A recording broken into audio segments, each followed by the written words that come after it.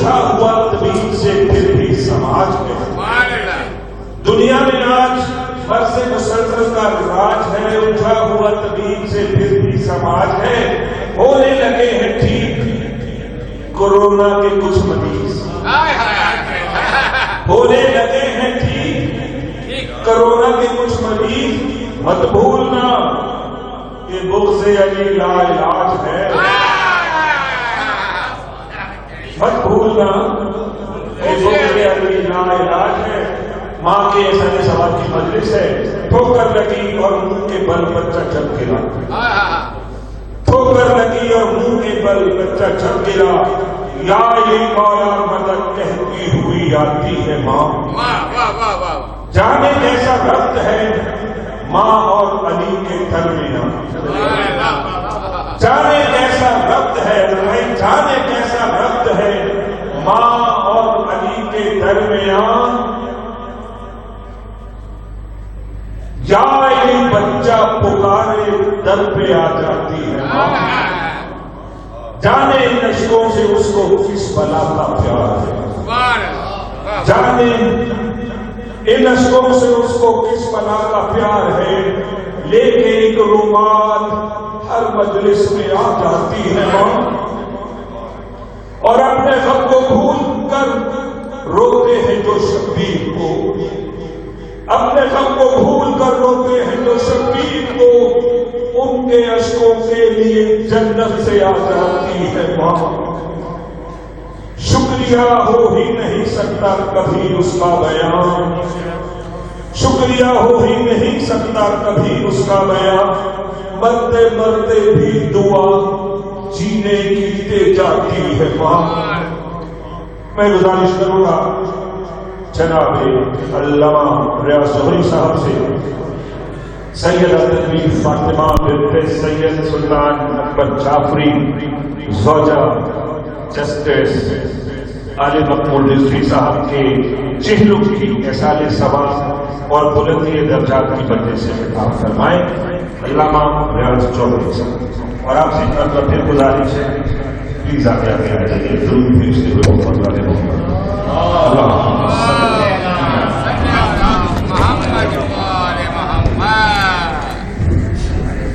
آوازیں بلند سے بلند تر سلام.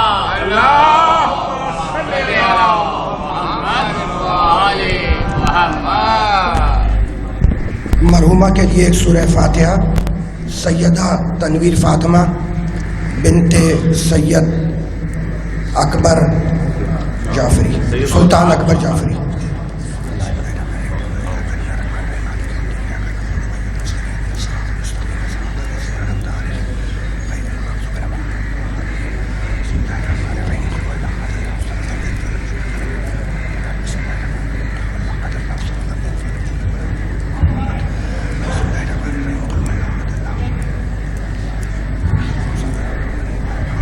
درود پڑھ دے محمد آل محمد.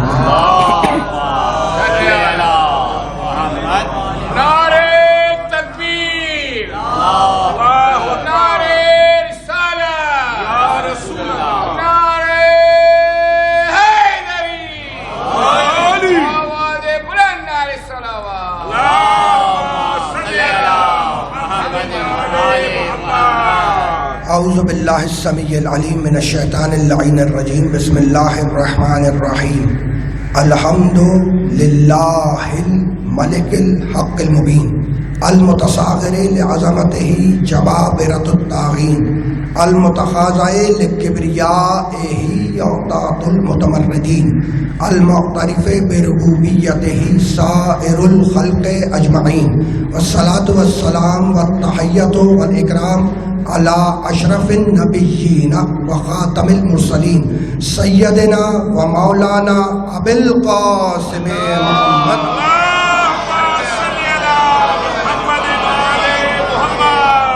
اہل بیتہ الطیبین الطاہرین المعصومین المظلومین. اما بعد فقد قال اللہ سبحانہ وتعالی فی محکم کتابہ المبین. بسم اللہ الرحمن الرحیم. وَإِلَٰهُكُمْ إِلَٰهٌ وَاحِدٌ لَا إِلَٰهَ إِلَّا هُوَ الرَّحْمَٰنُ الرَّحِيمُ. إِنَّ فِي خَلْقِ السَّمَاوَاتِ وَالْأَرْضِ واختلاف اللیل والنہار والفلک التی تجری فی البحر بما ینفع الناس وما انزل اللہ من السماء من ماء فاحیا بہ الارض بعد موتها وبث فیہا من کل دابۃ وتصریف الریاح والسحاب المسخر بین السماء والارض لآیات لقوم یعقلون. صلوات.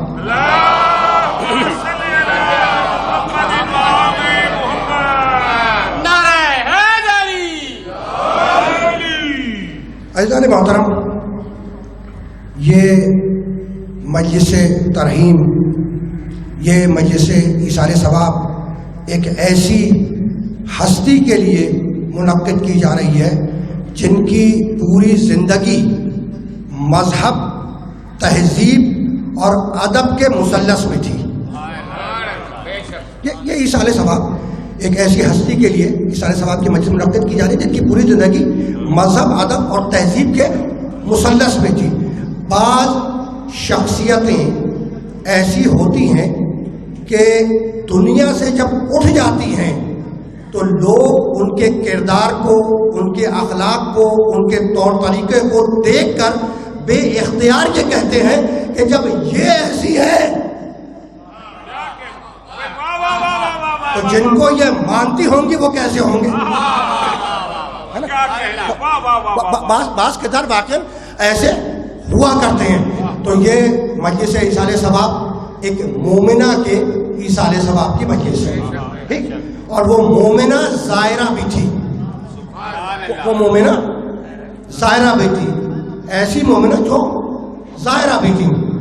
زیارت تک بات آ گئی تو ایک جملہ ابتدائی کلام میں سنتے جائیں کہ حسین ابن علی نے فرمایا کہ جو بھی کربلا میری زیارت کو آتا ہے میں وعدہ کرتا ہوں کہ قبر میں اس کی زیارت کو آؤں گا.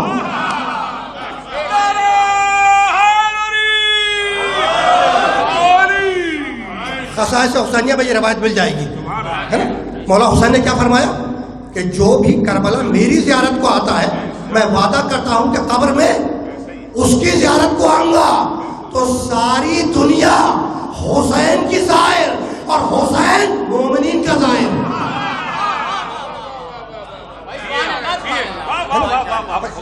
بھائی ہے تو ایسا ہی، لیکن ایسی مومنہ جو کہ زائرہ بھی تھی، ہے نا. اور کردار ایسا کہ ایک نظر میں دیکھ کر زبان سے بے اختیار یہ نکل پڑے کہ یہ فاطمہ زہرا کے گھر در کی کنیز ہے. کیا کردار ایسا کہ ایک نگاہ دیکھی اور پہچان لیا کہ یہ سیدہ فاطمہ زہرا کے در کی کنیز ہے. کس کے در کی کنیز ہے؟ فاطمہ زہرا کے در کی کنیز ہے. بھائی آدم سے لے کر عیسیٰ تک کی نبوتوں کے قافلے جس در پہ سلام کرے اسے در مصطفیٰ کہتے ہیں، اور محمد مصطفیٰ جس در پہ سلام کرے اسے در فاطمہ کہتے ہیں. جناب سیدہ فاطمہ زہرا صلوات اللہ علیہا بلند تر صلوات. اللہم صلی علی محمد.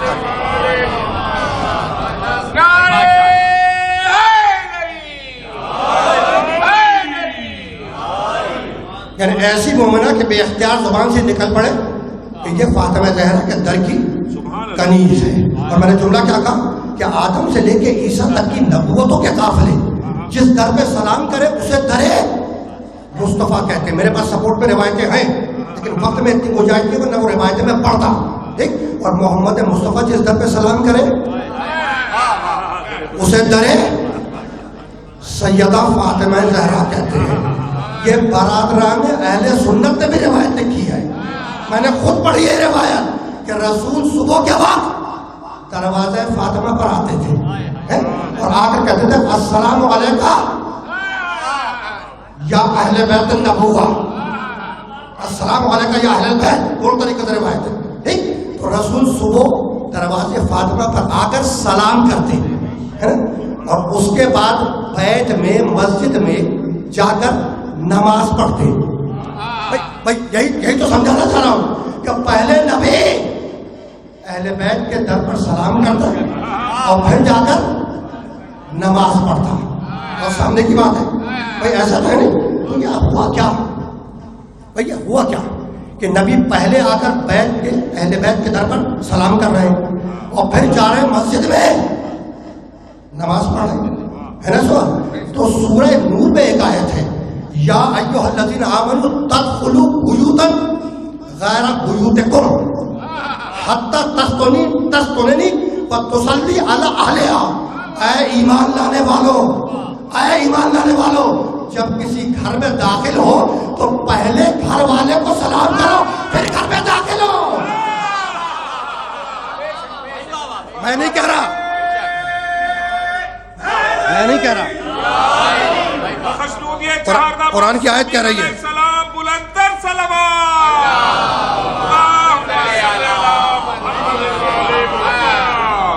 میں نہیں کہہ رہا، سورہ نور 24ویں سورہ کی آیت ہے کہ اے ایمان لانے والوں، جب کسی کے گھر میں داخل ہو خبردار اس وقت تک داخل مت ہونا جب تک کہ گھر والوں کو سلام نہ کر لو۔ جب سلام کر لو تو پھر گھر میں داخل ہو۔ یہ بیت میں اس وقت داخل ہو جب بیت والوں کو سلام کر لو۔ تو نبی کو نماز پڑھنی ہے بیت کی طرف، پہلے اہل بیت کو سلام کیا پھر نماز پڑھی۔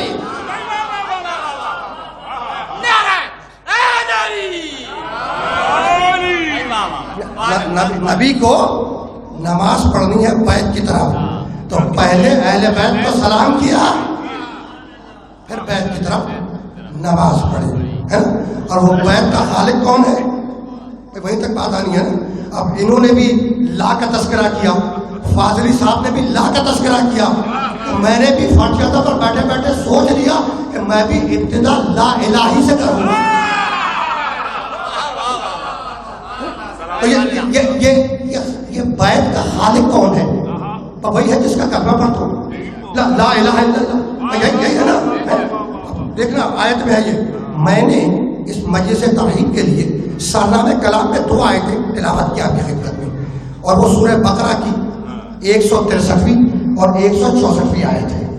پہلی جو 63ویں آیت ہے 163ویں، اس میں یہ لفظ لا الہ الا آ رہا ہے، آغاز ہوا آیت کا بسم اللہ الرحمن الرحیم، وَإِلَٰهُكُمْ إِلَٰهٌ وَاحِدٌ وَإِلَٰهُكُمْ إِلَٰهٌ واحد، تمہارا اللہ اکیلا اللہ ہے، لا الہ الا، اور اس کے سوا کوئی معبود نہیں ہے۔ تمہارا اللہ اکیلا اللہ ہے، لا الہ الا، اور اس کے سوا کوئی معبود نہیں ہے۔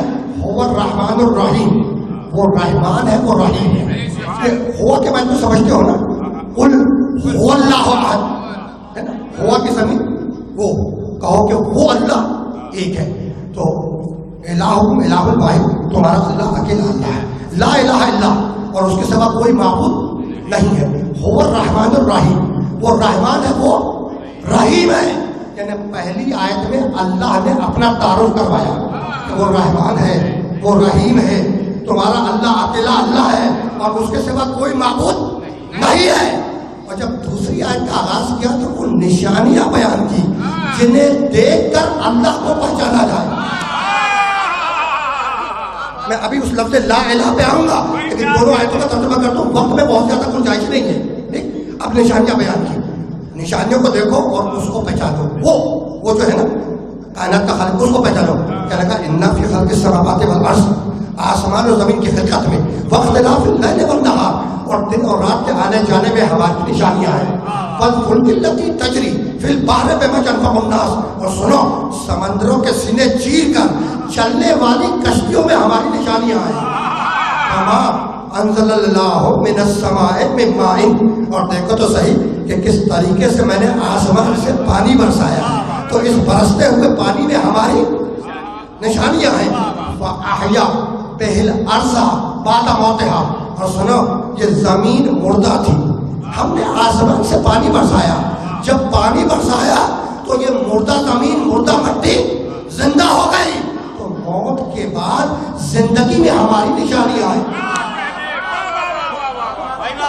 موت کے بعد زندگی میں ہماری نشانیاں ہیں۔ وَبَثَّ فِيهَا مِن كُلِّ دَابَّةٍ، اور سنو پانی برسنے کے بعد جب یہ زمین زندہ ہو گئی تو وَبَثَّ فِيهَا مِن كُلِّ دَابَّةٍ، طرح طرح کے جاندار ہم نے اس زمین پر پھیلا دیے، تو یہ پھیلے ہوئے جاندار ہماری نشانیاں ہیں. وَبَصَّفْيَ مِنْ كُلِّ دَابَّةٍ وَالتَّصْرِيفِ الرِّيَاحِ. اور دیکھتے کیوں نہیں کہ یہ ہوا کبھی آگے چلتی ہے, کبھی پیچھے چلتی ہے, کبھی داہنے چلتی ہے, کبھی بائیں چلتی ہے. تو ہوا کے ہیر پھیر میں ہماری نشانیاں ہیں. وَالسَّحَابِ الْمُسَخَّرِ بَيْنَ السَّمَاءِ وَالْأَرْضِ لَآيَاتٍ لِقَوْمٍ يَعْقِلُونَ. بہت توجہ رکھیے گا.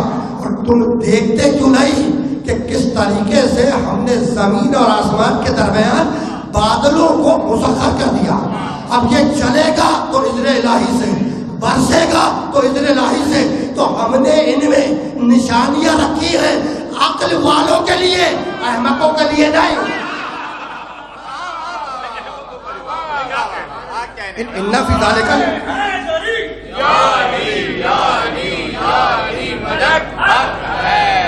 ان فی ذالک لآیات لقوم یعقلون.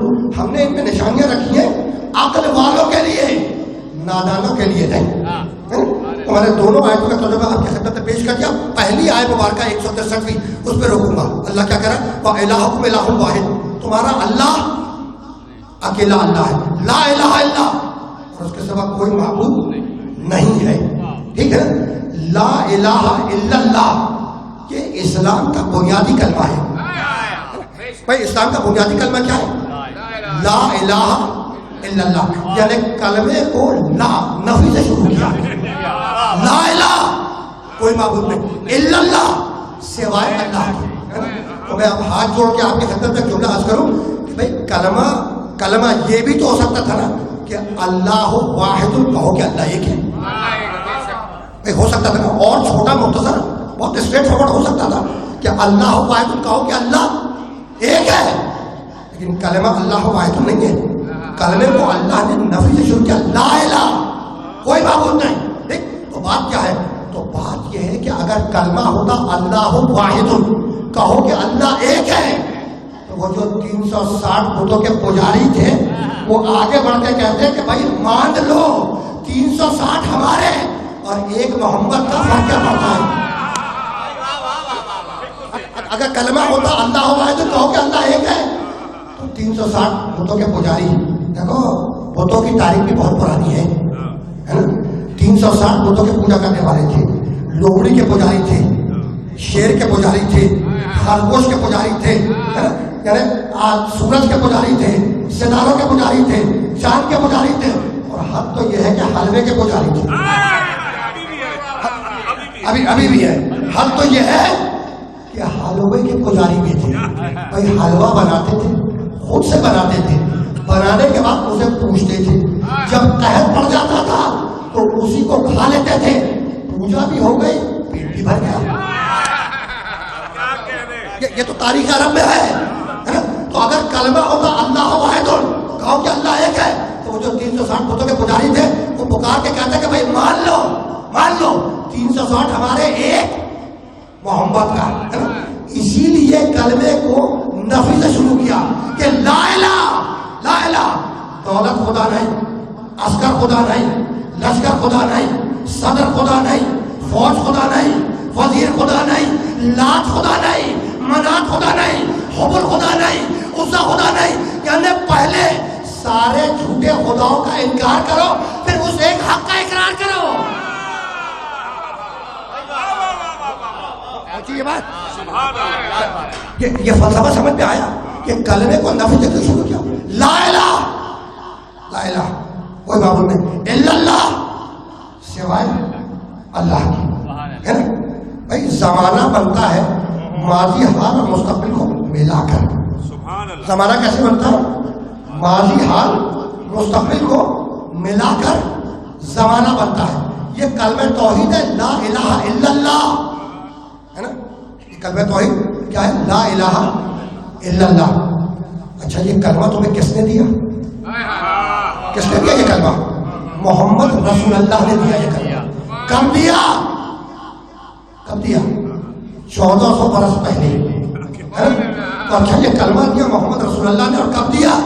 1400 برس پہلے. تو کہہ دو کہ ماضی کا کلمہ ہے. بھائی کہہ دو کہ ماضی کا کلمہ نہیں. اس بات کو یاد رکھنا کہ جو چیز حقیقت ہوتی ہے, یہی تو میں کہلوانا چاہ رہا تھا، یہی تو میں کہلوانا چاہ رہا تھا کہ حقیقتوں پر زمانہ اثر انداز نہیں ہوتا. جو چیز افسانہ ہو زمانہ اسے ماضی بنا دیتا ہے.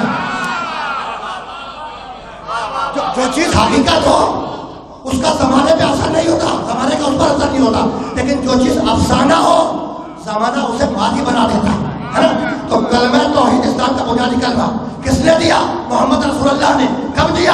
1400 برس پہلے، ہے نا. تو کہہ دو کہ ماضی کا کلمہ ہے؟ نہیں. جس طریقے سے ماضی میں زندہ تھا اس طریقے سے حال میں زندہ ہے، اور اسی طریقے سے یہ کلمہ مستقبل میں زندہ رہے گا. تو اب وہ حسین جو اس کلمے کو بچا کے لے جائے، وہ کل بھی حال تھا، آج بھی حال ہے، کل بھی حال رہے گا.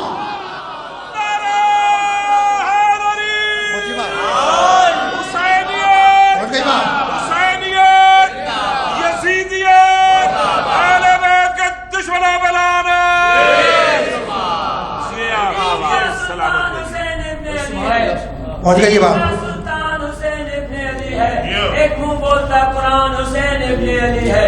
مانا کہ مسلمان کی پہچان ہے کلمہ، مانا کہ مسلمان کی پہچان ہے کلمہ، اور کلمے کی پہچان حسین ابن علی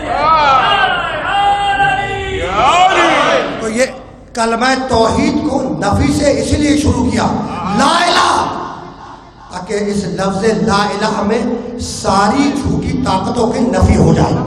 جب تم نے کہا لا الہ، نتیجہ کیا نکلا؟ کہ دولت خدا نہیں، شہرت خدا نہیں، فوج خدا نہیں، صدر خدا نہیں، وزیر خدا نہیں، سرمایہ دار خدا نہیں، صاحب ثروت خدا نہیں، لات خدا نہیں، منات خدا نہیں، حبل خدا نہیں، عزا خدا نہیں. پہلے ساری جھوٹی طاقتوں کا تم نے انکار کیا، پھر اس ایک حق کا اقرار کیا. یہی ہے نا، میں بہت توجہ رکھیے گا. لا الہ الا اللہ، اس کلمہ توحید میں کل 4 لفظ ہیں. لا الہ الا اللہ کل 4 لفظ ہیں. لا الہ الا اور اللہ. اور نزاکت فکر یہ ہے کہ لا الہ الا یہ 3 نفی کے ہیں اور ایک اللہ حق ہے. تو جب تم نے کہا لا الہ، تم نے لات کا بھی انکار کیا، منات کا بھی انکار کیا، حبل کا بھی انکار کیا، عزا کا بھی انکار کیا. بھائی ایسا ہے نہیں. دیکھو 360 دیوی دیوتا تھے. اگر وہ لا الہ والی بات نہ کہتے تو میں آغاز کے حاصل نہ کرتا، اور مجھے 2-4 دقیقے لینے ہیں، پھر میں گیا بہت تیزی کے ساتھ آگے. اس لیے دامن وقت میں پہنچا تو کچھ آئی بھی نہیں ہے، ایک جملہ ہتھیا کرنا ہے. بھائی لا الہ، لا الہ سارے بتوں کا انکار ہو گیا. 360 دیوی دیوتا تھے. تاریخ عرب دیکھ لیجیے گا، جو عربی ورژن ہے ترجمے بھی ہو چکے بہت سی کتابوں کے. 360 دیوی دیوتا تھے، ان میں سے 4 VVIP تھے. میں آسان کر رہا ہوں بات کو، سب نے لکھا، علماء اسلام کی بات کر رہا ہوں. اس میں 4 اہم بت تھے. اہم کون کون سے؟ لات، منات، حبل، عزا. ٹھیک. اور ان میں سے اکثر کا ذکر سورہ والنجم میں اللہ نے کیا ہے. تو 360 دیوی دیوتا، اور اس میں سے 4 اہم بت. کون کون سے؟ لات، منات، حبل، عزا، ہے نا. لات، منات، حبل یہ 3 دیوتا ہیں. عزا دیوی ہے. تاریخ ہے، سب نے لکھا ہے. تاریخ ہے، سب نے لکھا ہے. میں بہت آسان کر کے بات پیش کر رہا ہوں. کبھی کبھی اب دیکھو کلمہ توحید پہ بات آ گئی نا، کلمہ توحید پہ بات آ گئی تو توحید کو جسٹیفائی کرنے کے لیے دیوی دیوتاؤں کی نفی تو کرنی پڑے گی نا. بھائی وحدت کو سمجھانے کے لیے دیوی دیوتاؤں کی نفی تو کرنی پڑے گی. تو یہ ذہن میں رکھ کے 4 اہم سے لات، منات، حبل، عزا. اس میں سے لات، منات، حبل یہ 3 مرد بت ہیں. عزا دیوی بت ہے، قرآن میں تذکرہ ہے. ٹھیک.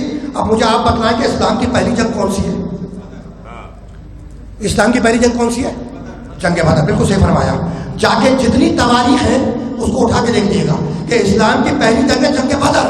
اور جنگ بدر میں جب مشرکین کا لشکر مسلمانوں کے لشکر کے سامنے آیا تو مشرکین کے لشکر کو ایک بزرگ نے نعرہ دیا، سلوگن دیا. مشرکین کے لشکر کو جنگ بدر میں، بھائی اسلام کی پہلی جنگ ہے جنگ بدر، اور لشکر مشرک لشکر اسلام کے سامنے آیا تو ہوا کیا کہ مشرکین کے لشکر میں سے ایک بزرگ نے مشرکین کے لشکر کو ایک سلوگن دیا، نعرہ دیا. اچھا میں نے بزرگ اس لیے کہہ دیا کہ فتح مکہ کے بعد جلیل القدر کہلائے. اب میں اس سے زیادہ تو آسان کر نہیں سکتا، ٹھیک ہے نا. اب جو تاریخ ہے انکار تو کر نہیں سکتے ہو. یہ تو برادران اہل سنت نے بھی لکھا، اور میں باتیں وہی پڑھتا ہوں جو سب نے لکھی ہو. باتیں میں ممبر سے وہی بیان کرتا ہوں، حق یہ ہے کہ روایتیں بھی وہی بیان کرتا ہوں جو برادران اہل سنت نے بھی لکھی ہو، برادران اہل تشیع نے بھی لکھی ہو. ٹھیک ہے نا. بہت توجہ رکھیے گا، بہت توجہ رکھیے گا. تو مشرکین کو ایک نعرہ دیا، بزرگ نے نعرہ دیا. کیا نعرہ تھا؟ وہ نعرہ کیا تھا؟ اِنَّ لَنَا عُزَّىٰ وَلَا عُزَّىٰ لَكُمْ، اِنَّ لَنَا عُزَّىٰ وَلَا عُزَّىٰ لَكُمْ. جب مشرکین کا لشکر مسلمانوں کے لشکر کے سامنے آیا تو مشرکین کے لشکر نے پکار کے مسلمان کے لشکر سے کہنا شروع کیا کہ سنو مسلمانوں، اِنَّ لَنَا عُزَّىٰ وَلَا عُزَّىٰ لَكُمْ. مسلمانوں ہمارے پاس عزا ہے، تمہارے پاس عزا نہیں ہے. مسلمانوں ہمارے پاس عزا ہے، تمہارے پاس عزا نہیں ہے. لات، منات، حبل یہ 3 دیوتا ہے. عزا دیوی ہے. اسلام کی پہلی جنگ جنگ بدر، اور جب مشرک میدان بدر میں آیا تو مرد بت کو نہیں لایا، دیوی بت کو لے کر آیا. مزاج مشرک سمجھ میں آیا کہ جب میدان جنگ میں آیا تو دیوتاؤں کو نہیں لایا، دیوی کو لے کر آیا. اور جیسے ہی پکار کے کہا اِنَّ لَنَا عُزَّىٰ وَلَا عُزَّىٰ لَكُمْ، مسلمانوں ہمارے پاس عزا ہے، تمہارے پاس عزا نہیں ہے. مسلمانوں نے یہ نعرہ سنا، دوڑ کے نبی کی خدمت میں آئے اور آ کے کہنے لگے یا رسول اللہ، مشرک کہہ رہا ہے کہ ہمارے پاس عزا ہے، تمہارے پاس عزا نہیں ہے.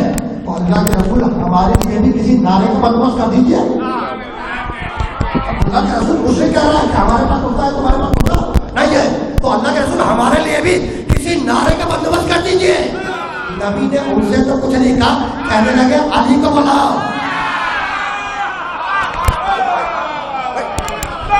ان سے کچھ نہیں کہا. بھائی دیکھو، مشرکین کو جواب دینے، نعرے کا جواب دینے وہ جائے جس نے کبھی سر بتوں کے آگے جھکایا تھا، ورنہ تو کوئی بھی جا سکتا تھا، ورنہ تو کوئی بھی جا سکتا تھا. میرے پاس روایت ہے، میرے پاس، اور علماء اسلام نے جو کتاب مرتب کیا اس کے اندر کی روایت ہے.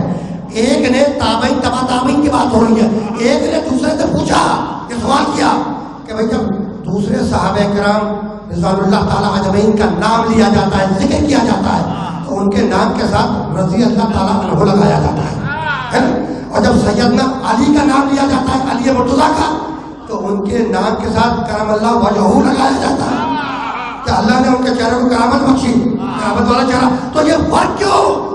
جن سے سوال کیا گیا تھا انہوں نے سر کو جھکا لیا اور مسکرا کر کہنے لگے، سر کو جھکانے کے بعد پکار کے کہنے لگے کہ اصل میں بات یہ ہے کہ سب کے سر بتوں کے آگے جھکے، علی کا چہرہ وہ واحد چہرہ ہے جو فقط اللہ کے آگے جھکا.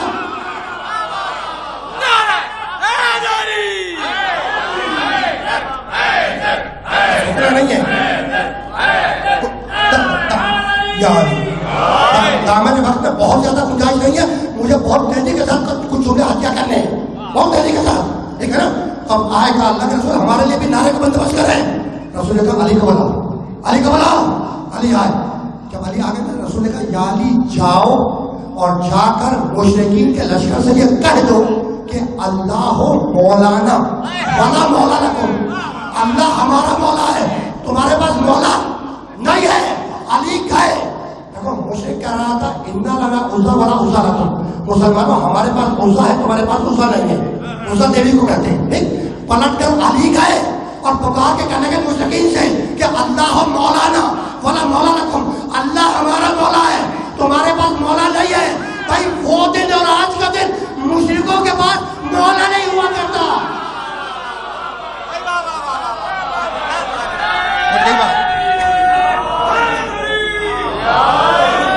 بس رکنا نہیں ہے. علی گئے اور پکار کے بھرے بندے میں کہا کہ اللہ مولانا ولا مولا لکم، اللہ ہمارا مولا ہے، تمہارے پاس مولا نہیں ہے. تو وہ دن اور آج کا دن ہے نا. تو اب علی نے اسلام کی پہلی جنگ جنگ بدر، اور پہلی جنگ میں علی کی زبان مطاعت سے اللہ کی مولائیت کا اعلان ہو رہا ہے. بھائی اسلام کی پہلی جنگ، اور اس پہلی جنگ میں علی نے اللہ کی مولائیت کا اعلان کیا، تعارف کرا کہ اللہ مولانا، اللہ ہمارا مولا ہے. پروردگار علی کا احسان تو ہو گیا. مالک علی کا احسان تو ہو گیا کہ اسلام کی پہلی جنگ میں تو تیرا تعارف کروائے کہ کیا کہ اللہ مولانا. مالک تو کہتا ہے حل جزاء الاحسان الا الاحسان. تو پروردگار علی کا احسان تو ہو گیا, اب بدلہ کیا دے گا؟ کہ گھبراؤ مت, دین کو اس وقت تک کامل نہیں ہونے دوں گا جب تک غدیر کے بارے میں میں کہلوا دوں کہ من کنت مولا فہذا علی مولا. علی مولا, علی مولا, کہتا جی مولا, علی مولا, علی مولا, تیرا مولا میرا مولا, علی مولا, علی مولا, نعرہ حیدری. وَإِلَٰهُكُمْ إِلَٰهٌ وَاحِدٌ, ہمارا اللہ اکیلا اللہ ہے, لا الہ الا, اور اس کے سوا کوئی معبود نہیں ہے. هو الرحمن الرحیم, وہ رحمان ہے, وہ رحیم ہے. اور پھر نشانیاں بیان کی, بتلایا کہ وہ ساری کائنات کا خالق ہے. اِنَّا فِي خَلْقِ السَّمَاوَاتِ وَالْأَرْضِ, آسمان زمین کی خلقت کا ہے, اور دن اور رات کے آنے جانے کا خالق اللہ ہی ہے. ایک جملہ درمیان سے زائد کا پڑھوں اور بہت تیزی کے ساتھ آگے بڑھ جاؤ. وَمَا انزل اللہ من السماء من ماء, اور دیکھا تو صحیح کہ کس طریقے سے ہم نے آسمان سے پانی برسایا ہے. تو اس برستے ہوئے پانی میں ہماری نشانیاں ہیں. وَأَحْيَا بِهِ الْأَرْضَ بَعْدَ مَوْتِهَا, سنو, یہ زمین مردہ تھی, مٹی مردہ تھی, ہم نے آسمان سے پانی برسایا. جب پانی برسایا تو یہ مردہ مٹی زندہ ہو گئی ہے نا. تو وہ اللہ جو پانی کی ایک بوند کے ذریعے مردہ مٹی کو زندہ کر سکتا ہے, کیا قیامت کے روز اسی مٹی سے بنے ہوئے انسانوں کو زندہ نہیں کر سکتا؟ بھائی ہے نا سوال. تب میری زبان سے جملہ نکل گیا کہ مٹی سے بنے ہوئے انسان, مٹی سے بنے ہوئے انسان. اچھا تو کیا واقعا انسان مٹی سے بنا؟ یقیناً بنا. اس طبی تو آپ کہتے ہیں کہ خاکی. بھائی انسان کیا ہے؟ خاکی ہے نا. میں نے کہہ دیا, آپ نے مان لیا, لیکن آیت تو ہدیہ کر دوں نا. سورہ مومنون 23واں سورہ قرآن مجید کا, اور اس کی ایک آیت, انسان بنا ہے مٹی سے. بسم اللہ الرحمن الرحیم. وَلَقَدْ خَلَقْنَا الْإِنسَانَ مِنْ سُلَالَةٍ مِنْ طِينٍ ثُمَّ جَعَلْنَاهُ نُطْفَةً فِي قَرَارٍ مَكِينٍ ثُمَّ خَلَقْنَا النُّطْفَةَ عَلَقَةً فَخَلَقْنَا الْعَلَقَةَ مُضْغَةً فَخَلَقْنَا الْمُضْغَةَ عِظَامًا فَكَسَوْنَا الْعِظَامَ لَحْمًا ثُمَّ أَنشَأْنَاهُ خَلْقًا آخَرَ فَتَبَارَكَ اللَّهُ أَحْسَنُ الْخَالِقِينَ. بہت توجہ رکھیے گا بھائی, یہ پورا انسان کس چیز سے بنا ہے؟ مٹی سے. پروردگار کہہ رہا ہے وَلَقَدْ خَلَقْنَا الْإِنسَانَ مِنْ سُلَالَةٍ مِنْ طِينٍ, ہم نے انسان کو مٹی کے جوہر سے پیدا کیا. ثُمَّ جَعَلْنَاهُ نُطْفَةً فِي قَرَارٍ مَكِينٍ, پھر نطفہ بنا کر رہنے مادہ میں منتقل کر دیا. ثُمَّ خَلَقْنَا النُّطْفَةَ عَلَقَةً, پھر اس نطفے کو جمع ہوا خون بنایا. فَخَلَقْنَا الْعَلَقَةَ مُضْغَةً, پھر اس جمع ہوا خون کو گوشت مٹھا بنایا. فَخَلَقْنَا الْمُضْغَةَ عِظَامًا, پھر اس گوشت کے روٹر میں ہم نے ہڈیاں اگائی. فَكَسَوْنَا الْعِظَامَ لَحْمًا, پھر ان ہڈیوں کے اوپر کھال چڑھائی. ثُمَّ أَنشَأْنَاهُ خَلْقًا آخَرَ, اور پھر آخر میں ہم نے اس کے اندر روح پھونک دی. تو اتنی نجاستوں سے تمہیں اتنا پاک بنایا, پھر بھی اس کو سجدہ کرنے کو تیار نہیں. بھائی اللہ نے تمہیں اتنی نجاستوں سے اتنا پاک بنایا, پھر بھی اس سے جھگڑا کر رہے, پھر بھی اس کو سجدہ کرنے کو تیار نہیں ہو. عجیب بات ہے, یہ سجدہ ہے کیا؟ بھائی ہے نا سوال, یہ سجدہ ہے کیا؟ اب اس جملے کو محفوظ کر لیجیے گا. بھائی سر کو, پیشانی کو زمین پر رکھ دینا اللہ کی بارگاہ میں, ٹھیک, اور کیا کہنا؟ سبحان ربی الاعلی و بحمدہ, اس کی بے عیبی کا اعلان کرنا, ٹھیک, اس کی بڑائی کا اعلان کرنا, اسی کا نام سجدہ ہے. ایک ہے نا کہ سر کو, پیشانی کو تم نے زمین پر رکھ دیا, مٹی پر رکھ دیا اللہ کی بارگاہ میں, اور کیا کہا؟ سبحان ربی الاعلی و بحمدہ, اس کی بے عیبی کا اعلان کیا, اس کی بڑائی کا اعلان کیا, اسی کا نام سجدہ. نہیں, آسان کر دو بات کو. بھائی اس پیشانی کو, سر کو تم نے مٹی پر رکھ دیا اللہ کی بارگاہ میں, اللہ کے, ٹھیک. کبھی آپ نے سوچا کہ یہ جو سر آپ نے زمین پر رکھا اللہ کی بارگاہ میں, یہ سر ہے کیا؟ بھائی دیکھنے کی قوت سر میں, سننے کی قوت سر میں, بولنے کی قوت سر میں, سننے کی قوت سر میں, چکھنے کی قوت سر میں, سوچنے کی قوت سر میں. ہر وہ قوت جو انسان کو انسان بناتی ہے وہ سر میں ہے. بھائی کبھی سائیکل جب بھی سوچو, بھائی تم نے سر پیشانی سجدے میں رکھ دیا اللہ کے بارگاہ میں, یہ سر ہے کیا؟ دیکھنے کی طاقت سر میں، سننے کی طاقت سر میں، بولنے کی طاقت سر میں، چکھنے کی طاقت سر میں، سوچنے کی طاقت سر میں ہے۔ ہر وہ طاقت جو انسان کو انسان بناتی ہے وہ سر میں ہے، اور وہ سر تم نے اس کی بارگاہ میں رکھ دیا، ٹھیک ہے نا، اور اس کا شکر ادا کیا کہ مالک ان ساری طاقتوں کو تیری نظر کرتا ہوں۔ اس کا نام ہے سجدہ۔ بھائی نماز تو روز پڑھتے ہو، لیکن اس اہمیت سے سوچ کے پڑھو تو مزہ آئے گا۔ بھائی ہر وہ طاقت جو انسان کو انسان بنا وہ سر میں ہے، اور وہ ساری طاقتیں تم نے اللہ کی بارگاہ میں نظر کر دی، اس کا نام ہے سجدہ۔ اب پھر سنو، پیشانی کو سر کو سجدے میں رکھ دیا، کیا ہے؟ سوچنے کی قوت سر میں، ناطقہ سر میں، شامہ سننے کی قوت سر میں، بصارت دیکھنے کی قوت سر میں، چکھنے کی قوت سر میں۔ تو ساری قوت جو انسان کو انسان بناتی ہے وہ سر میں ہے، اور تم نے وہ سر اللہ کی بارگاہ میں رکھ دیا ہے نا، بات مکمل ہو گئی۔ اور اب میرے نبی نے فرمایا، کہنے لگے یا علی انت منی بے منزلت راس من الجسد، علی میں جسم ہوں تو میرا سر ہے۔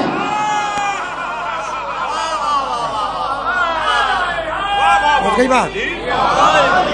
روایت نہ ملے تو مجھ سے حوالہ مانگ لینا، ٹھیک ہے نا بھائی؟ بہت طاقت رکھنا، ہر وہ طاقت جو انسان کو انسان بنائے وہ سر میں ہے نا۔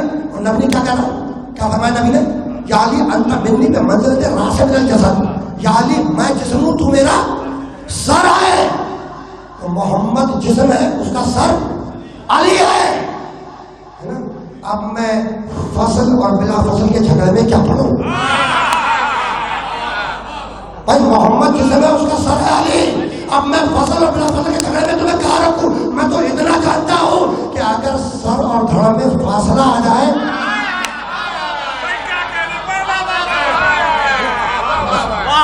رکنا نہیں ہے، رکنا نہیں ہے، ٹھیک؟ تو یاری میں جسم ہوں تو میرا سر ہے۔ تو روایت نے بتلا دیا کہ نبی کے دیکھنے کی قوت علی، نبی کے بولنے کی قوت علی، نبی کے سننے کی قوت علی، نبی کے سننے کی قوت علی، نبی کے چکھنے کی قوت علی۔ تب علی سے پروانہ لے لو اگر جنت میں جانا چاہتے ہو۔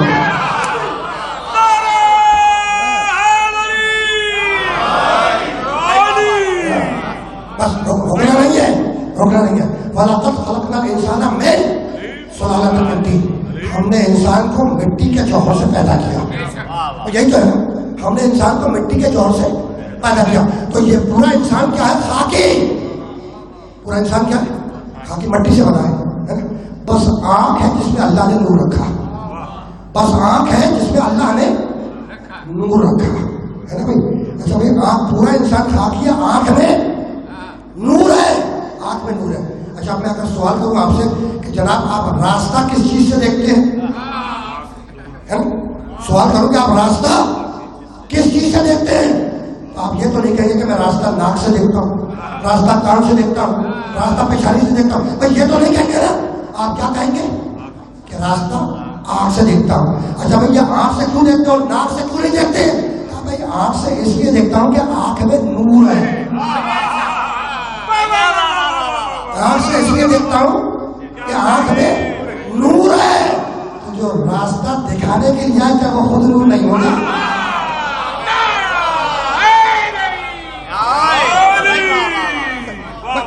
روکنا نہیں ہے۔ تو پورا انسان کھا کے بس آنکھ ہے جس میں اللہ نے نور رکھا، یعنی کمال ہے۔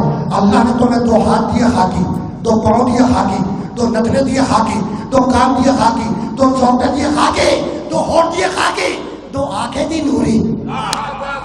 بھائی یہی تو تقسیم ہے کہ دو آنکھیں دی نوری۔ نہیں، اللہ نے ایک ہاتھ کا دوسرے ہاتھ کا بھائی بنایا، ایک پاؤں کو دوسرے پاؤں کا بھائی بنایا، ایک ہونٹ کو دوسرے ہونٹ کا بھائی بنایا، ایک کان کو دوسرے کان کا بھائی بنایا، ایک چوٹے کو دوسرے چوٹے کا بھائی بنایا، ایک نتے کو دوسرے نتے کا بھائی بنایا، اور ایک آنکھ کو دوسری آنکھ کا بھائی بنایا۔ خاکی کو خاکی کا بھائی بنایا، نوری کو نوری کا بھائی بنایا۔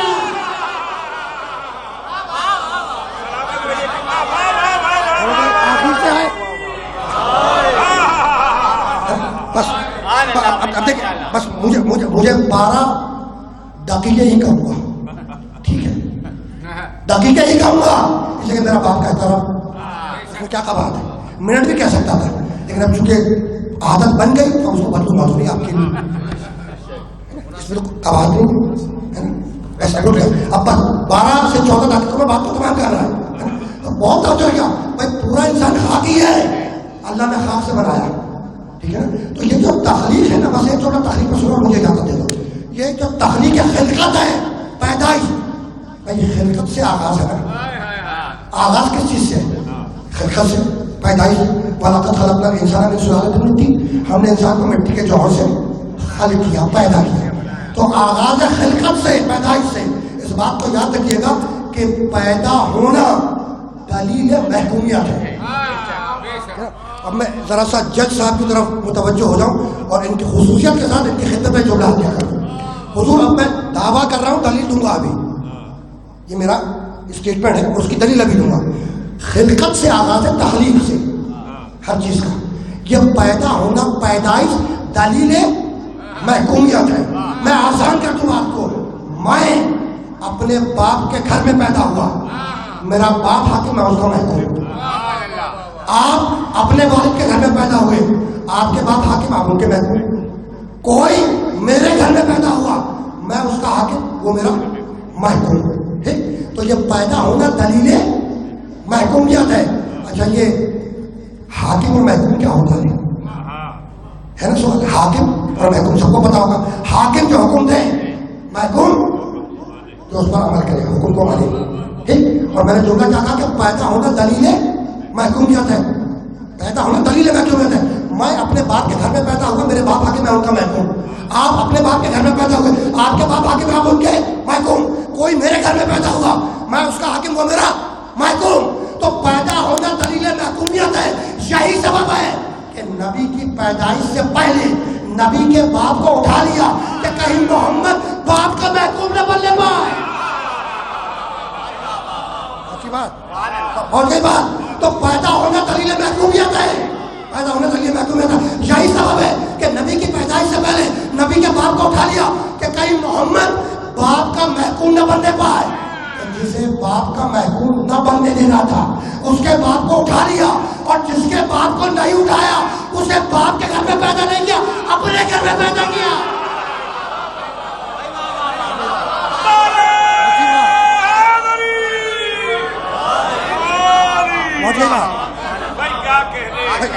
بس دامن وقت میں بہت زیادہ گنجائش نہیں ہے، 2 دن آپ سے قابضہ کر رہے ہیں، ٹھیک ہے نا بھائی؟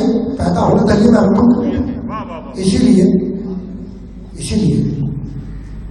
محمد کے پیدائش سے پہلے محمد کے باپ کو اٹھا لیا، میرے نبی کی پیدائش سے پہلے باپ کو ہٹا لیا۔ کیوں؟ کہ کہیں محمد باپ کا محکوم نہ بن جائے، ہے نا؟ تو جس کے باپ کو محکوم نہ بننے دینا تھا، اس کے باپ کو ہٹا لیا، اور جس کے باپ کو نہیں ہٹایا، اسے باپ کے گھر میں پیدا نہیں کیا، اسے اپنے گھر میں پیدا کیا۔ کہاں پیدا کیا؟ اپنے گھر میں پیدا کیا۔ اب جو واقعات میں بیان کروں، بہت کم واقعات بیان کرتا ہوں، لیکن 2 جملے جو ہتھیا کروں گا نا، وہ علماء اسلام نے جو تاریخ مرتب کی ہے ان سے ہے۔ ایسا نہیں ہے کہ ایک نے لکھا ہو دوسرے نے نہ لکھا ہو، حوالے میرے پاس بہت ہے، شواہد النبوہ، مدارج النبوہ، المستدرک، سب نے لکھا کہ علی کی ولادت خانہ کعبہ کے اندر ہوئی، خانہ کعبہ کے اندر ہوئی، اندر۔ کمال ہے، علی کعبہ نے وہ کعبے کے اندر پیدا ہوئی۔ جب سورہ کوثر آیا تھا نا، تو سورہ کوثر کس کی شکل میں آیا تھا؟ فاطمہ زہرا کی سلام اللہ علیہ، ٹھیک ہے؟ کثرت نسل سے مراد شہزادی فاطمہ زہرا، وہیں سے نسل چلی نا۔ تو سورہ کوثر آیا تھا فاطمہ زہرا کی شان میں۔ جب یہ 3 آیتیں نازل ہوئی تو اس وقت عربوں کے بڑے بڑے قصیدے دیوار کعبہ پر آویزہ تھی۔ ادھر یہ 3 آیتیں سورہ کوثر کی نازل ہوئی، رسول نے علی کو بلایا، کہا یا علی لکھو، ان کو لکھو تختی پر، اور لکھنے کے بعد دیوار کعبہ پر آویزہ کر دو۔ علی نے حکم رسول کی تعمیل کی، وہ 3 آیتوں کا سورہ لکھا، 3 آیتیں لکھی، اِنَّا أَعْطَيْنَاكَ الْكَوْثَرَ فَصَلِّ لِرَبِّكَ وَانْحَرْ إِنَّ شَانِئَكَ هُوَ الْأَبْتَرُ۔ لکھنے کے بعد دیوار کعبہ پر آویزہ کر دی۔ ادھر علی نے یہ 3 آیتیں دیوار کعبہ پر آویزہ کی، ادھر مشرکین نے اپنے قصیدے واپس لے لیے۔ یعنی مشرک تھا مگر اتنا جانتا تھا کہ جب اللہ والا آ جائے تو اپنا والا واپس لے لو. بھئی ہے تو ایسا ہی ہے نا. بہت اچھا رکھنا. تو ادھر 3 آیتیں دیوار کعبہ پر آئی. دیوار کعبہ پر اندر نہیں, کعبے کے اندر نہیں, دیوار کعبہ پر آئی. اندر آنے والا اور ہے, ٹھیک ہے نا. دیوار کعبہ پر آئی, مشرکین نے اپنے قصیدے واپس لے لیے, ہے نا. اچھا بھائی کیا ان 3 آیتوں کا آج 2020 کی بات ہو رہی ہے, ان 3 آیتوں کا آج تک کوئی جواب لے کر آیا نہیں آیا؟ ایٹم بم بنا لیا, 3 آیتوں کا جواب نہ بن سکا. کمپیوٹر ایجاد کر لیا, 3 آیتوں کا جواب نہ بن سکا. بھائی یہی ہے نا, ہوائی جہاز ایجاد کر لیا, 3 آیتوں کا جواب نہ لا سکے, ہے نا. تو یہی تو میں سمجھانا چاہ رہا ہوں کہ جو دیوار کعبہ پر آئی, جب تم اس کا جواب نہیں لا سکے تو جو کعبے کے اندر آیا اس کا جواب کہاں چلے آؤ گے؟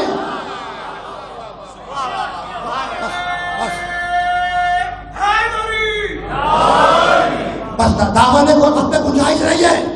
2 جملے سب کو یاد ہے, سب کو یاد ہے کہ جب ولادت کا وقت آیا تو فاطمہ بنت اسد چلی گھر سے کعبے کی طرف, چلی گھر سے کعبے کی طرف. بھائی عجیب کمال ہے, یعنی فطرت کچھ, یعنی کمال ہے.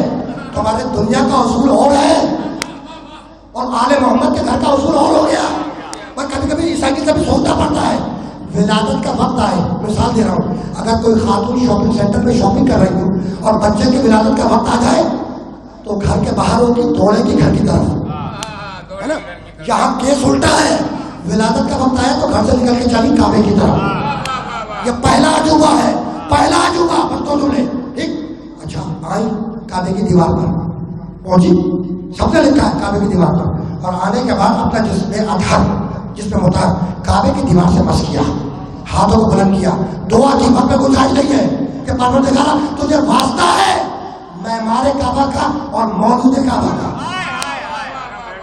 ابراہیم کا واسطہ اور اس کا واسطہ جو میرے پیٹ میں ہے, پیٹ میں میری مشکل کو آسان کر.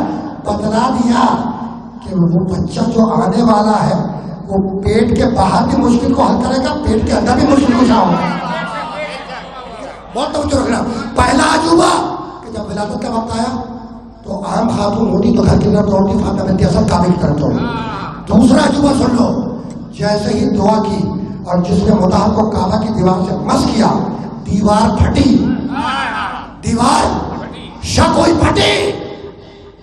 ان اللہ خالق الحب والنوى, ٹھیک ہے نا. اللہ وہ ہے جو زمین کے سینے کو, زمین کو پھاڑ کر دانے کو نکالتا ہے, ٹھیک ہے نا. اس نے دیوار کعبہ کو پھاڑ دیا. اب میں آپ سے سوال کر رہا ہوں کہ آپ دیوار کی, کمرے کی دیوار کے سامنے کھڑے ہو جائیں اور اگر دیوار اچانک پھٹ جائے تو ہوگا کیا؟ بھائی کوئی خاتون کمرے میں جانا چاہ رہی ہے, دیوار کے سامنے کھڑی ہو گئی اور اچانک دیوار پھٹ جائے تو ہوگا کیا؟ ہوگا یہ کہ وہ فرار ہوگی, ٹھیک ہے نا, فرار ہوگی نا. اچھا عورت تو عورت, مرد بھی فرار ہوگا. اگر اچانک دیوار پھٹ جائے کمرے کی تو عورت تو عورت, مرد بھی فرار ہوگی. لیکن جب دیوار پھٹی کعبے کی تو کسی تاریخ نے نہیں لکھا کہ علی کی ماں فرار ہوئی. ارے بھائی کیسے فرار ہوتی, اس لیے کہ غیر فرار کی ماں ہے. یہ دوسرا عجوبہ, دوسرا عجوبہ.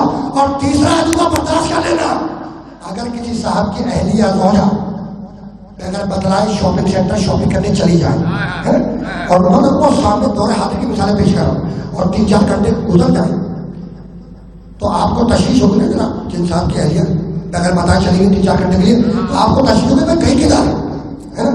تو وہ پڑوسیوں سے پوچھے گا, تانے میں معلوم کرے گا بھائی آپ نے میری زوجہ کو دیکھا ہے, پوچھے گا نا پڑوسیوں سے, تانے باز سے. خدا کی قسم کوئی تاریخ نہیں لکھتی کہ فاطمہ بنت اسد 3 دن خانہ کعبہ میں مہمان رہی نا, 3 دن.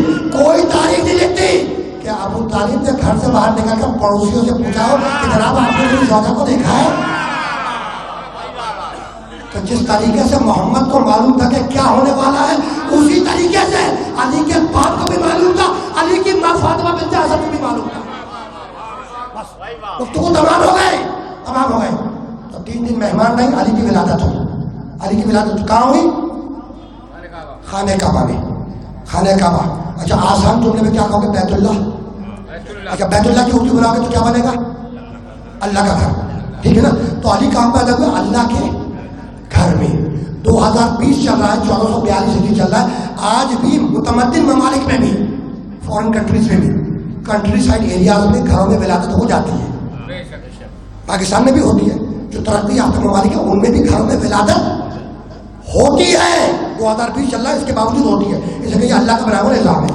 اچھا تمہارے کسی اہل و عیال کیا گھر میں ولادت ہوئی, کہ کسی کے گھر بچہ پیدا ہوا, جب بچہ پیدا ہوا تو آپ کیا کرتے ہیں؟ اس کے گھر پر جاتے ہیں.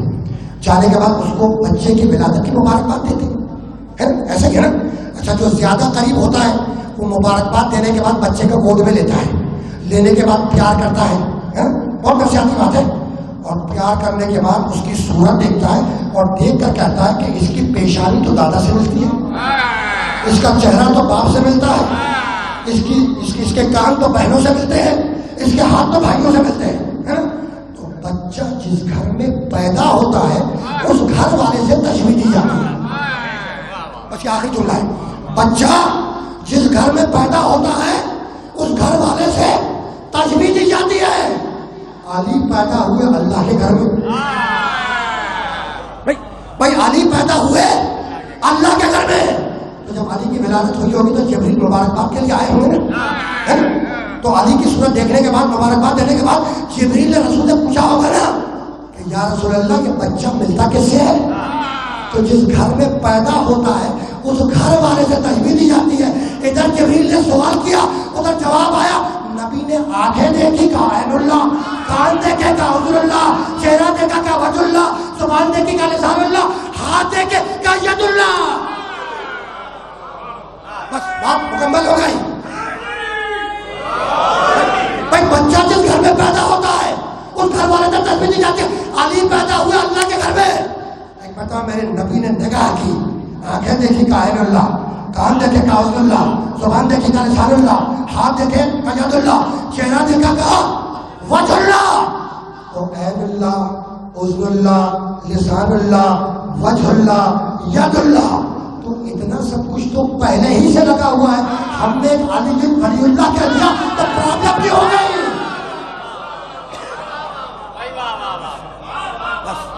بس عزیزہ گفتگو اس مرحلے پر اختتام پذیر ہو گئی. حکم رسول ہے اور سب نے لکھی ہے روایت. زینوا مجالسکم بذکر علی ابن ابی طالب, اپنی مجلسوں کو زینت بخشو ذکر علی سے. زینو, لفظ زینو ہے, رسول کہہ رہے ہیں کہ اپنی مجلسوں کو زینت بخشو. کس سے؟ علی کے ذکر سے. تو جو کائنات کی زینت ہو اس کا نام ہے علی, اور جو علی کی زینت ہو اس کا نام ہے زینب. بس عزیزو گفتگو آخری مرحلے میں آ گئی. برہنہ سر بیویوں کا قافلہ ہے نا. فاطمہ زہرا کی بیٹی سیدہ زینب الکبریٰ, ایک مختصر سی روایت سنو. برہنہ سر بیویوں کا قافلہ ابن زیاد کے دربار میں داخل ہوا. ٹھیک ہے نا. اور تمہیں وہ جملہ تو یاد ہوگا کہ جب قید سے رہائی ملی ہے نا تو قاصد آیا سید سجاد کے پاس یزید کا پیغام لے کر کہ آج سے ہم نے تمہیں رہا کیا. تو سید سجاد نے رو کر ایک جملہ کہا تھا, کہا یزید تجھے تو معلوم ہے نا کہ جب سے بابا شہید ہوئے ہیں قافلے کی سرداری میرے پاس نہیں ہے, پھوپھی زینب کے پاس ہے. اگر پھوپھی اجازت دے گی تو ہم رہے کے قبول کریں گے. بس دو جملے. قافلہ برہنہ سر بیویوں کا قافلہ دربار ابن زیاد میں داخل ہوا. بھرا ہوا دربار تھا مسلمانوں سے ہے نا. اس دربار کے اندر نبی کا ایک صحابی رسول حضرت عبداللہ ابن عفیف کنڈی رضی اللہ تعالیٰ عنہ تشریف فرما تھے. نبی کے بوڑھے صحابی ہیں, 80 برس سے زیادہ عمر ہے, نابینا ہے, آنکھوں سے دکھائی نہیں دیتا. ٹھیک ہے نا. دربار میں تشریف فرما, بھرا ہوا دربار ہے. بیویوں کو تخت کی بائیں جانب لا کے کھڑا کیا گیا, سید سجاد کو تخت کی داہنے جانب کھڑا کیا گیا. ٹھیک ہے نا. اب ایک مرتبہ نگاہ کی ابن زیاد نے, دیکھا کہ بیویاں جھکی ہوئی کھڑی ہیں. تو آ کے کہنے لگا یہ بیویاں سیدھی کیوں نہیں کھڑی ہوگی؟ کہا کہ ابھی بات یہ ہے کہ جن رسیوں میں ان بیویوں کے شانے بنے ہیں اسی رسی میں ایک چھوٹی بچی کا گلا بھی بنا ہے. اگر یہ بیویاں سیدھی کھڑی ہو جائیں تو اس بچی کا دم اڑ جائے گا. کہا رسیوں کو ڈھیلا کرو اور بیویوں کو بیٹھنے کی اجازت دو. رسیاں ڈھیلی کی گئی, بیویاں بیٹھ گئی. اب سید سجاد کے سامنے ایک ایک بیوی کا نام لے کر تعارف ہوا کہ یہ فلاں کی بیوہ ہے, یہ فلاں کی بیوہ ہے, یہ فلاں کی بیوہ ہے, فلاں بیوہ حسن ہے, فلاں بیوہ عباس ہے. سب کا تعارف ہوا. جب سب کا تعارف ہو گیا تو ابن زیاد کی نگاہ رک گئی ایک بیوی پر. اس نے انگلی سے اشارہ کیا, کہنے لگا وہ بیوی کون ہے جو تمام بیویوں کے جھروں پہ اپنے آپ کو چھپانا چاہتی ہے؟ کہا کہ امیر آہستہ بول, وہ علی کی بڑی بیٹی زینب ہے اور ابھی بازار کوفہ میں خطبہ دے کے آ رہی ہے. بس آخر جملہ کہا کہ نہیں, میں علی کی بیٹی سے کچھ باتیں کرنا چاہتا ہوں. ظالم تازیانہ لے کر آگے بڑھے کہ شہزادی زینب تک پہنچے, لیکن بیوی کیسے برداشت کرتی کہ ان کے سبب سے دوسری بیویوں کو تازیانہ اٹھے. ایک مرتبہ یا علی کہہ کے کھڑی ہوئی. اب پکار کے کہنے لگی, ابن زیاد تم مجھ سے کیا بات کرتا چاہتا ہے؟ جیسے ہی زینب کی آواز دربار میں گونجی, نبی کا بوڑھا صحابی گھبرا گیا اور گھبرا کر برابر والے سے پوچھنے لگا کہ کیا قیامت آ گئی؟ کہا کہ آپ نے کہتی قیامت نہیں آئی. کہا اچھا, کیا علی زندہ ہو کے دربار میں آ گئے؟ کہا کہ نہیں, علی بھی زندہ ہو کے دربار میں نہیں آئے. کہا کہ میرے کانوں میں وہی علی کی آواز آئی ہے, وہی لہجہ ہے, وہی تیور ہے, وہی انداز ہے, وہی جلال ہے. علی نہیں بول رہے تھے تو کون بول رہا تھا؟ کہا ابھی میں کہتی یہ علی نہیں تھے, یہ علی کی بڑی بیٹی زینب تھی. بس یہ سننا تھا کہ بوڑھا صحابی اٹھ کے کھڑا ہوا اور لوگ کہنے لگا, دربار والوں بس مجھے اتنا بتلا دو کہ علی کی بیٹی دربار میں کیسے آ گئی. یہ کہہ کر اس نے ابن زیاد پہ لعنت کی, خدا تجھ پہ لعنت کرے. جانتے ہو ابن زیاد نے کیا کہا؟ کہا کہ عفیف کندی آپ رسول اللہ کے صحابی ہیں, میں آپ کی صحابیت کا احترام کر رہا ہوں. بوڑھے صحابی نے چیخ ماری اور رو کر کہنے لگا کہ تو میری صحابیت کا احترام کر رہا ہے اور محمد کی نواسیوں کو دربار میں بلا رہا ہے, خدا تجھ پر لعنت کرے. جب دوسری مرتبہ کہا خدا تجھ پر لعنت کرے تو ابن زیاد کو غصہ آ گیا. پکار کے فوجیوں سے کہا آگے بڑھو اور اس صحابی رسول کی قتل قلم کر دو. فوجی تلواریں نکال کر آگے بڑھے. مقتل لکھتا ہے اسی دربار میں بنو کندا قبیلے کے بہت سے جوان موجود تھے. انہوں نے تلواریں علم کی اور پکار کے کہنے لگے کہ یہ صحابی رسول لاوارث نہیں ہے, یہ ہمارے قبیلے کا بوڑھا ہے. اگر کسی نے ہاتھ لگایا تو ہم دربار میں خون کی ندیاں بہا دیں گے. زینب نے سنا, سننے کے بعد رخ کیا روضہ رسول کا اور رو کے کہنے کی نانا اب وہ زمانہ آ گیا کہ لوگ صحابی کی مدد کا موجود ہے, نواسیوں کی مدد کا کوئی نہیں.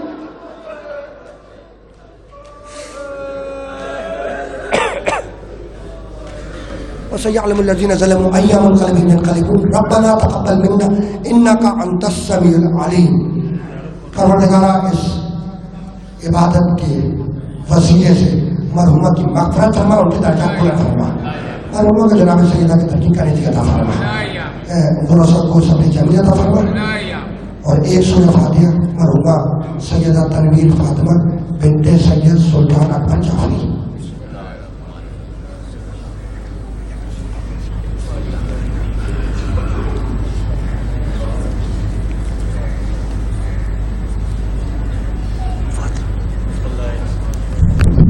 زیارت علی میں